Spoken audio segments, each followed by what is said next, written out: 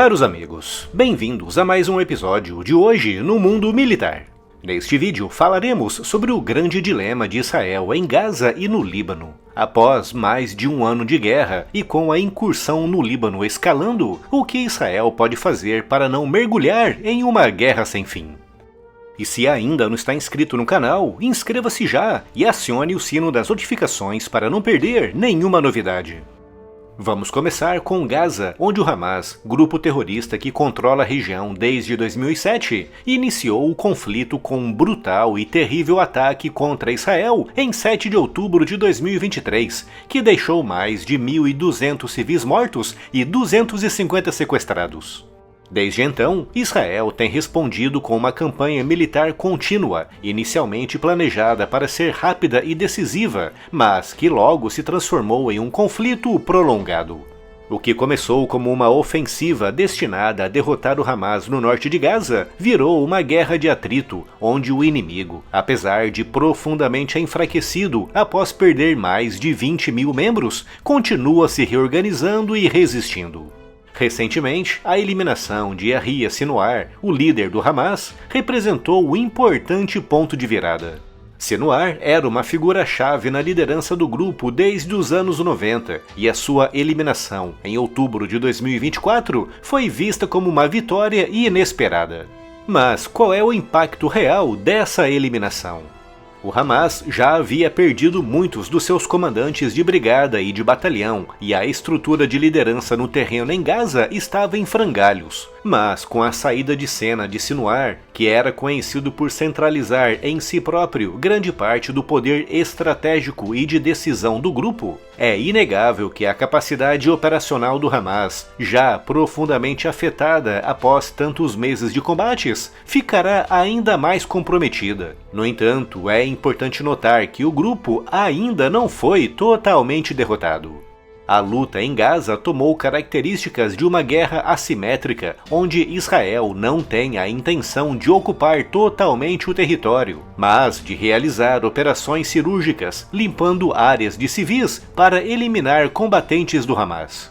Um exemplo disso é a cidade de Jabalia, um bastião de atividade criminosa e terrorista desde 1948 e que se tornou um dos principais centros de resistência do Hamas.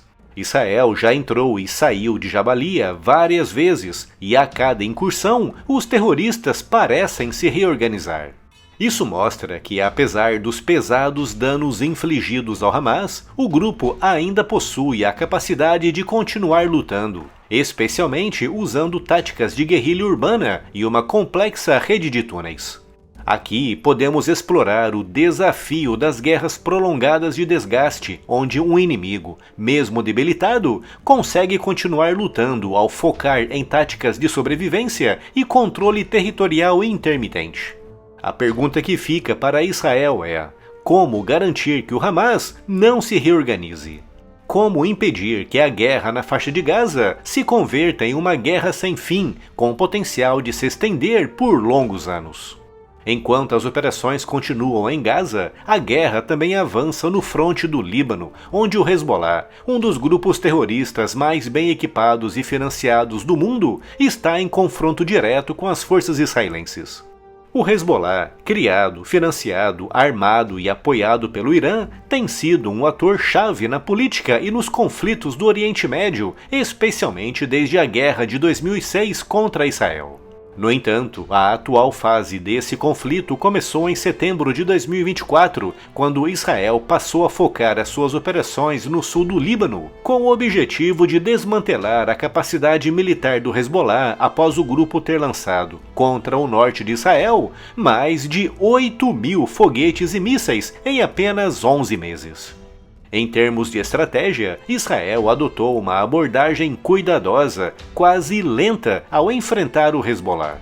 Ao invés de uma ofensiva rápida para capturar todo o território até o rio Litani, cerca de 30 quilômetros ao norte da fronteira israelense, as forças israelenses estão se movendo em um ritmo deliberado, acuando e esmagando lentamente o Hezbollah. Essa tática visa minar o grupo gradualmente, cortando as suas linhas de abastecimento e eliminando seus líderes um por um. A eliminação de Hassan Nasrallah, líder do Hezbollah, em setembro de 2024, acompanhada pela eliminação de praticamente toda a cúpula do grupo em ataques precisos e devastadores, representa um grande golpe para a organização, mas, assim como em Gaza, o Hezbollah tem uma estrutura de comando descentralizada que lhe permite continuar operando mesmo após a eliminação dos seus principais líderes. A resistência do Hezbollah continua sendo um desafio. Apesar do avanço israelense pelo sul do Líbano, o grupo ainda tem a capacidade de lançar entre 100 e 200 foguetes por dia contra Israel, com alguns desses foguetes podendo atingir cidades estratégicas como Haifa e Tel Aviv. Isso demonstra que, mesmo com as operações israelenses atacando bases de comando e controle, destruindo depósitos de armas e eliminando líderes políticos e militares em fortes ataques, o Hezbollah, ainda assim, tem recursos e uma estrutura operacional funcional. Além dos foguetes, o Hezbollah tem usado drones com grande eficácia, como vimos nos ataques que causaram a morte de 4 soldados israelenses e deixaram mais de 50 feridos. Não podemos falar sobre esse conflito sem mencionar o papel crucial do Irã.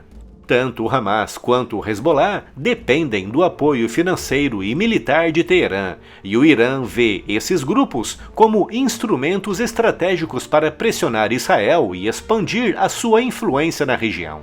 As tensões entre Israel e o Irã vêm escalando ao longo do último ano, com incidentes como os ataques com drones e mísseis balísticos iranianos em abril e outubro de 2024, aumentando o risco de um confronto direto entre os dois países, principalmente quando vemos que Israel prometeu se vingar desses ataques, uma vingança que, dependendo dos alvos, poderá levar o Irã a responder, iniciando um ciclo de ataques e contra-ataques que pode rapidamente escalar para uma guerra aberta.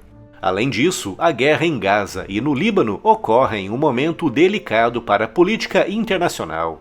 As eleições presidenciais nos Estados Unidos estão próximas e a política externa americana no Oriente Médio pode mudar drasticamente dependendo de quem vencer.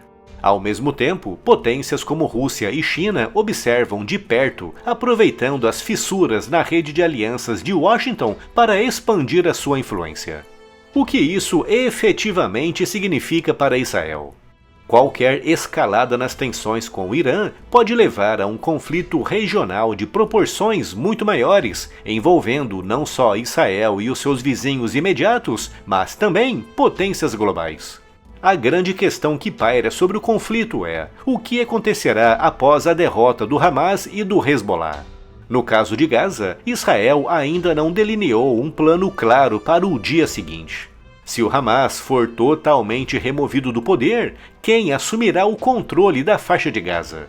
Será a autoridade palestina capaz de preencher o vazio de poder? Ou estamos destinados a ver uma reconstituição do Hamas, talvez com novos líderes emergindo das sombras, ou com o apoio de atores externos como o Irã ou o Catar? No Líbano, a situação é igualmente complexa. Mesmo que o Hezbollah seja expulso do sul do Líbano, a influência do grupo no país é profunda e o Líbano como um todo já está gravemente fragilizado por crises econômicas e políticas. O que Israel pretende fazer a longo prazo? Será que uma vitória militar tática contra o Hezbollah será suficiente para trazer estabilidade ao Líbano e garantir a segurança da fronteira norte de Israel?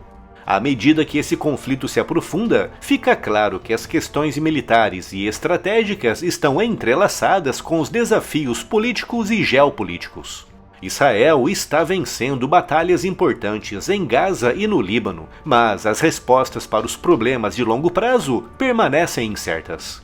O futuro da segurança de Israel dependerá não apenas do seu sucesso militar, mas também da capacidade de construir uma nova e pacífica ordem pós-conflito. E se ainda não está inscrito no canal, inscreva-se já e acione o sino das notificações para não perder nenhuma novidade.